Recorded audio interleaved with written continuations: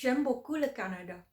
Quand j'ai déménagé ici en 2012 pour l'université, j'ai trouvé que ce pays était très accueillant et paisible.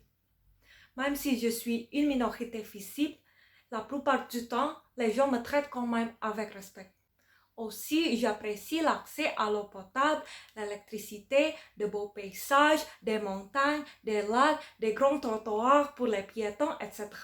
Ce ne sont pas des privilèges que tous les pays ont. L'autre chose qui m'impressionne est le caractère distinct de chaque province.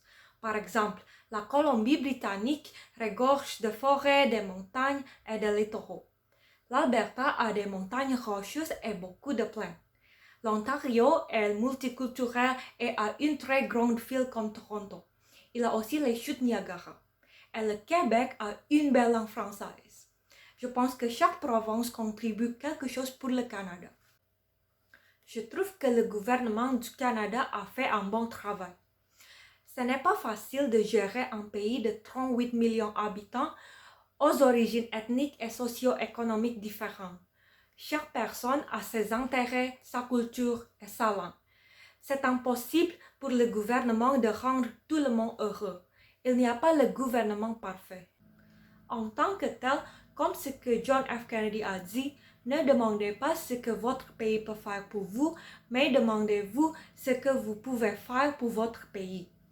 Ce que l'on peut faire pour ce pays en tant qu'individu, c'est garder l'environnement propre, sauver l'énergie, travailler dur pour ne pas avoir besoin d'aide du gouvernement, voter, payer mes impôts et respecter les autres. Si je pense juste à mes intérêts et j'ai beaucoup d'attentes de ce que le gouvernement peut faire pour moi et que les autres me doivent du respect, je suis vouée à être déçue. Il faut se rendre compte qu'on ne peut pas avoir toutes les choses qu'on veut dans la vie.